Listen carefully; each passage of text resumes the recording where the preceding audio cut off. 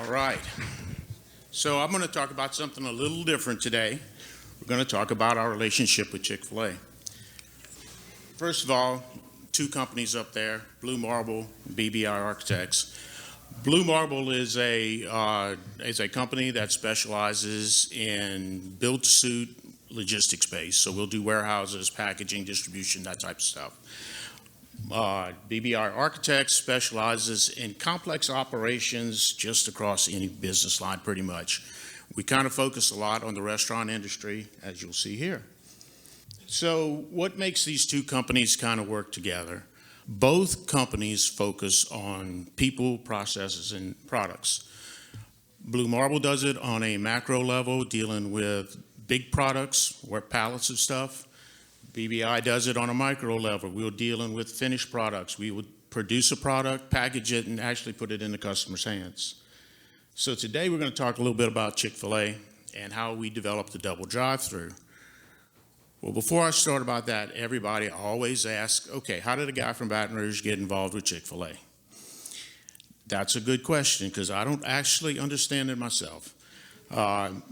I was working for an architectural firm here in town. We were developing restaurant projects, and I'm assuming that I had a connection with a vendor, with a contractor, with a consultant somewhere along the way that dropped my name to Chick-fil-A. Chick-fil-A ended up giving me a call, asking me if I was interested in applying for a project as a corporate architect on a new project that they were developing. I said, well, not exactly a good time for me. At that time, I had small child, elderly parents, mother-in-law lived down the street that wasn't doing that well, building a house. It just wasn't my time. So, but I said, I have the guy for you. So I gave them the contact to a friend of mine, and it took him about 3 months of interviewing with Chick-fil-A, but they finally hired him. And he went to work there, and he was there about 6 months, and he called me, and he said, Brent, we really need some help. We're looking at growing the freestanding program. He says, to date, we have hundreds of mall locations, and they're doing very well, but Chick-fil-A has discovered that the freestanding restaurants is the way to go. At that time, there were about 50. Now, those 50 freestanding restaurants were doing about 10 times the sales as the mall restaurants. So there was a big initiative to focus on those freestanding stores.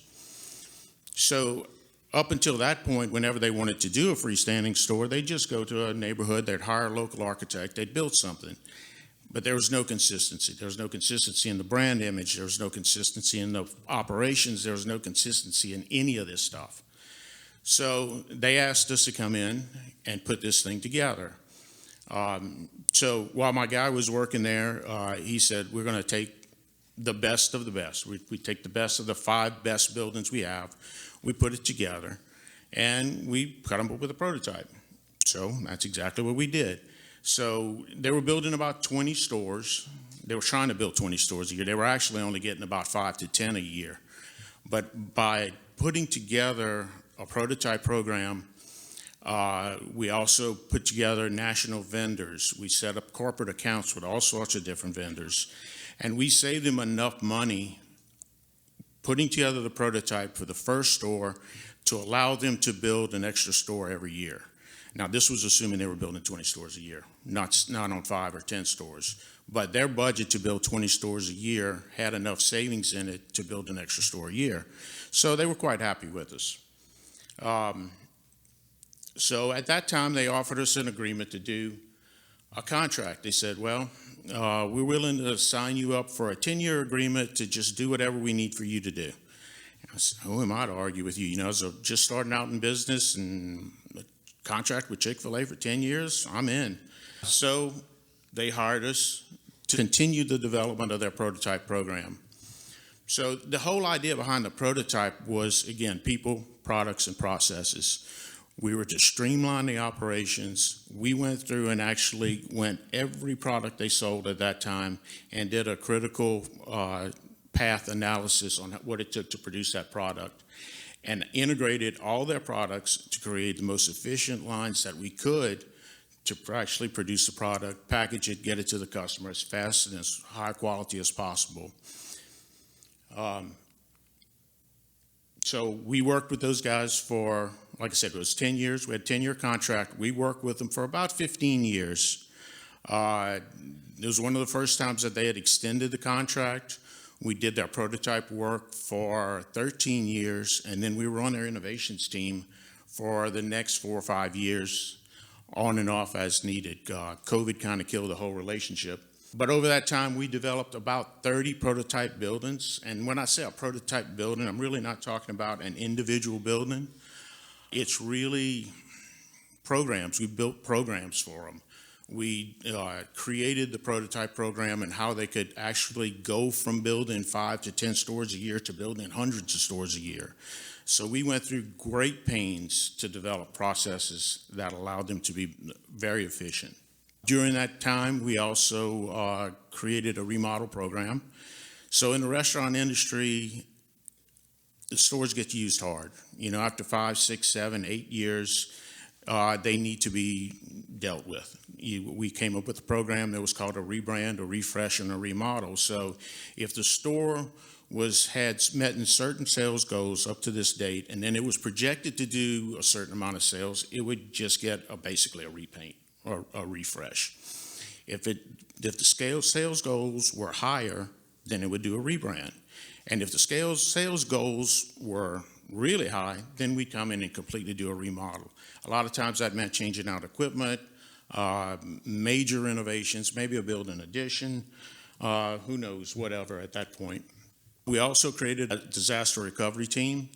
So on the disaster recovery team, whenever there was a fire, tornado, hurricane, or anything like that, we would be on the plane, we'd go over there, we'd deal with that, whatever needed to be dealt with. So when we landed on the ground, the goal was within 3 days to have the store up and running. We could go in and hopefully it's just creating a punch list, finding a contractor to do a bunch of work, and that would be it. Several times we had to go into hotel rooms, set up our computers, actually draw a set of plans, work it through the building officials, doing whatever needed to be done on that day to get that store open as fast as possible.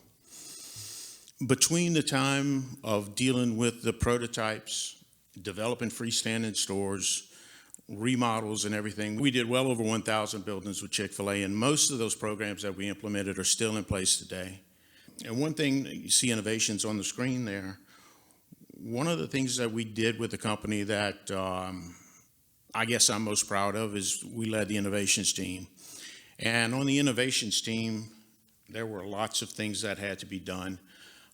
With building a business as Chick-fil-A was at that time, it was relatively small. We had to figure out a lot of stuff as we go. They were constantly integrating new products. Whenever there were new products coming in, that meant process changes.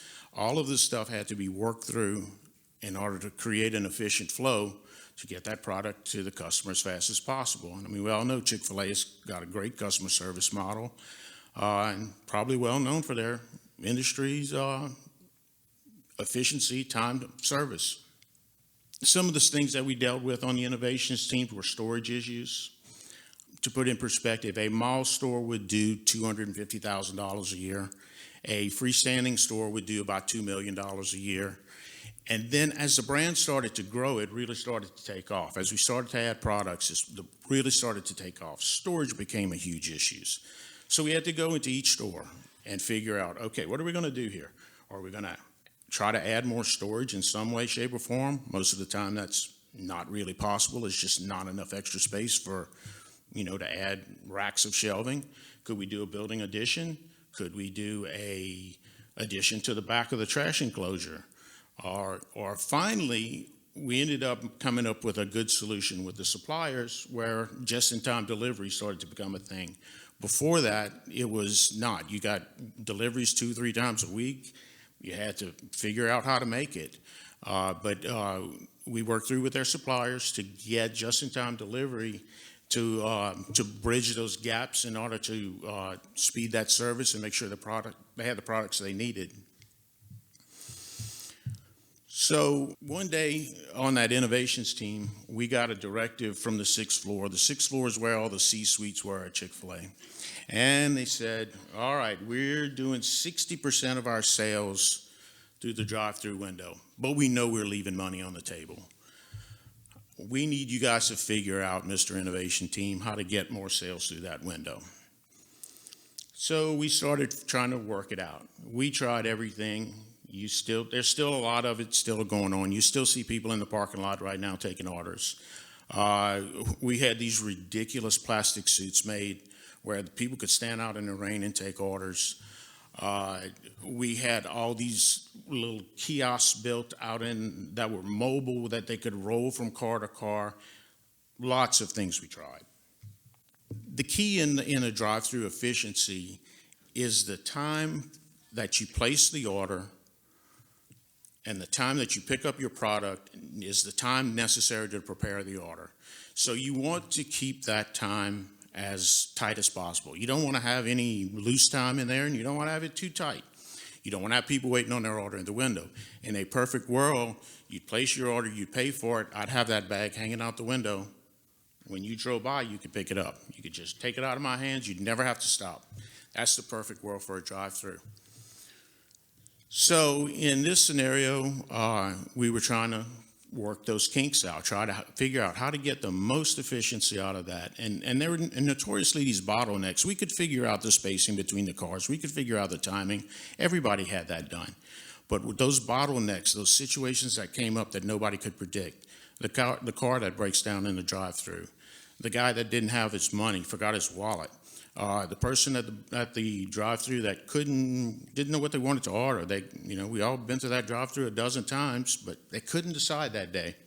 So we had to figure out how on earth are we going to work around these issues. So I am sitting in the drive-through at Burger King. Now we all know Burger King drive-throughs very swift. So I'm sitting there waiting for my turn in line to order.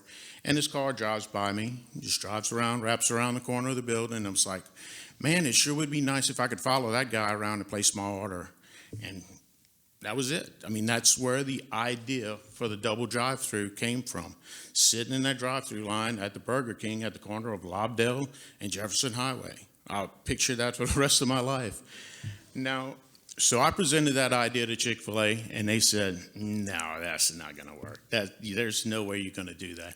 That's the original sketch, by the way, that I sent them. As crude as it seems, that changed an industry, that little drawing. Their contention was, it's like, man, people are going to fight, there's going to be problems. What's going to happen with people cutting each other off? They're going to get big wrecks. It's like, it's going to be a problem situation. Everybody's going to be confused. They're just not going to know what to do. And my contention was, it's like, no, I think people are smarter than you think. We don't get in wrecks at every intersection in town. We can drive. When it comes to ordering food, I think it's going to be self-regulating that, I don't want to all get the food this guy's order. People are going to pay attention. Okay, he ordered first. I'm going to let him go first. It's going to be self-regulating. So after months and months of trying to convince them of that, they said, okay, we'll commit to try one. Now, committing to try one of these might sound kind of, it doesn't sound like much, but it's a big expense. It probably costs $150,000 to put the first one in. We had to install new drive-through order boards with the covers, and we had communication issues to deal with, and adding concrete, cutting concrete, putting loop systems in, all these different engineering things that had to happen to make sure the cars could fit just right. It was a very time-consuming and expensive process, I have to say. But the result was what you see today. It changed an industry. It became an industry standard. We decreased the drive-through times dramatically, increased the amount of sales dramatically, and it turned out to be a huge success. It's not too many times that you can say that, something that you did had basically fundamentally changed an industry. So, where does that take us? That was the innovation of that day. Let's talk about the innovation of today. So we're all dealing with labor issues. We're all dealing with cost of everything. In my world, it's cost to build a building, cost to have the land, constantly changing customers. You know, everybody wants to do everything on the phone now. So we're taking the thought here from the development of the double drive-through to what's next. So I'm working with this company here in Baton Rouge called Speedy Eats. And automation is the key here. And I think this automation is going to be the key to every industry we pretty much deal with, but certainly in the restaurant industry, people can't pay $30 an hour to a guy flipping burgers. It just doesn't work. The math doesn't work. Everyone's seen the ice machines on the side of the road, the vending machines, I'm assuming. So the concept here is to basically put a restaurant vending machine on the side of the road. This company has developed a process so the pizza comes in, sits in a cold hold area, goes out of the cold hold into the oven, gets a lid on it, sits in hot hold, and waits for you to come by and pick it up. It's labor-free, essentially. There's one guy making pizzas, you know, at a kitchen somewhere, wherever they're getting the blanks from. They're coming in, putting them in the cold storage box. Customer's order takes 4 minutes to prepare pizza, and then boom, out the other end. So bringing that back around to what we're doing now. This is a micro scale. So looking at the warehouse industry, I'm sure we're all familiar with ASRS systems. But ASRS systems, we have several companies right now looking at ASRS systems, warehouses that we're looking to develop. And based on the preliminary research we've done, it looks like there's going to be a 50% labor cost savings in the warehouse operations. ASRS systems work 24 hours a day in the dark. You know, they've been around since the 70s, but they've never really taken off. They've never really been cost effective until now. But I think now we're getting to the point where automation is starting to become common. It's starting to become standard. It's starting to become traditional, if you will, if there's such a thing. And so it's going to reduce the cost of both the building and the land in order to build. What basically we're doing is we're taking the footprint and shrinking it and raising it up. So one of the buildings we're looking at now is 120 feet tall. So what we're doing is taking your warehouse system, really making it denser and making it taller and stretching it up. So this is how we're dealing with our version of the people, processes, and places and trying to take it to the next level. That's all I've got. Y'all have any questions?